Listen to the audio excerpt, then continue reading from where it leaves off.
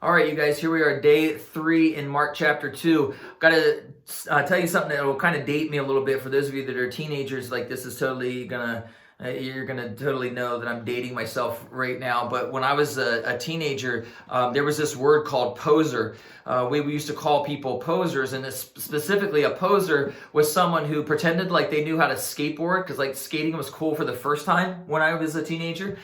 And so someone was a poser when they pretended like they could skate. They would wear the clothes and they'd have all the cool outfit and the hat, and they'd have a skateboard. Usually it had Tony Hawk's name on it, and you can Google him if you don't know who he is. But a poser was a person who had all the gear, looked the part. Everybody, he knew how to talk the lingo and listen to the music and do all those things. But if you got him out at the skate park, he always had a reason why he couldn't go off the ramp, and he always had a reason why he couldn't do the half pipe, and there was always a problem.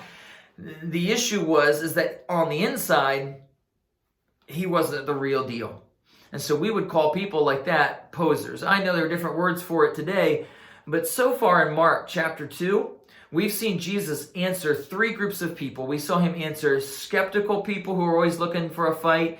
And we saw him answer critical people who are always looking to pick a fight. We also saw him answer people who are seekers, who are truly seeking and really want answers. Today, in Mark chapter 2, verses 23 through 28, we're going to see that Jesus actually gets questioned by and answers some religious posers. You know that they're out there. I know that they're out there. Here they are in this passage. In verse 23 of Mark chapter 2, it says that one Sabbath, Jesus was going through the grain fields with his disciples. And they were plucking heads of grain. They were getting some food to eat.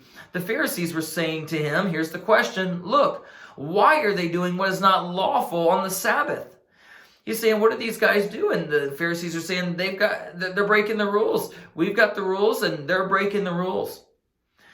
Verse 25 and following, Jesus actually answers them and helps them to understand that there's something bigger going on here. What I want you to see about a poser is this. A poser is someone who looks the part on the outside, but is at heart level is a faker. Like my friends who pretended to be skaters and they really weren't. On the outside, they looked the part, but on the inside, there was just nothing there. Posers are people who care, especially in a religious sense. A religious poser is someone who cares about rules over relationship. As a matter of fact, posers will take God's rules from the Bible and manipulate them to meet their own needs and their own desires. And the Jewish religious leaders were really good at that. Like they were really good at taking God's rules from the Bible and adding to them, because God's rules weren't strict enough. So they thought, well, we better add on to that and make more and make it even harder and more stringent. And religious posers do that all the time. But I love how Jesus answers these people in this text. He answers their question by reinterpreting their understanding of religion. He goes back to the Old Testament. He goes back to David, who is someone who they would have revered and really looked up to. And he uses David to show them something important. In verse 27, it says, the Sabbath was made for man, not man for the Sabbath. Meaning that God didn't create the Sabbath so that man would have to serve the Sabbath, but he created man, and then he created the Sabbath so that the Sabbath would help man. And that's what God does with rules. God creates rules to help people. He doesn't create people just to obey rules. But religious posers get that flipped around. What Jesus does is he calls these people out of religion and into relationship. That's what Jesus is always about.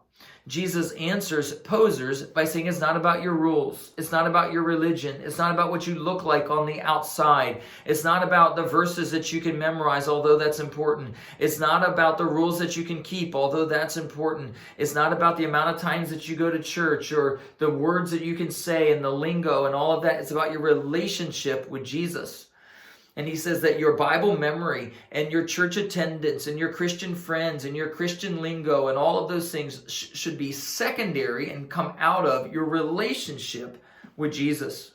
So you answer a poser, a religious poser, by pointing them to relationship, not by being impressed with their religion and by their rules and by their obedience, but by pointing them to a relationship with Jesus. If you're a person who maybe gravitates toward being a religious poser, having it all together on the outside, but on the inside just being weak, Jesus wants to call you into a relationship with him as well. And studying his word is a big part of that. Studying his word to get at the heart of who he is. Hopefully these last 3 days, studying 4 different groups of people that Jesus answers, skeptics and critics and seekers and posers, helps us to understand how we can answer different people with the questions that they have about Jesus. And maybe you found yourself even in one of those places and identified with one of those places.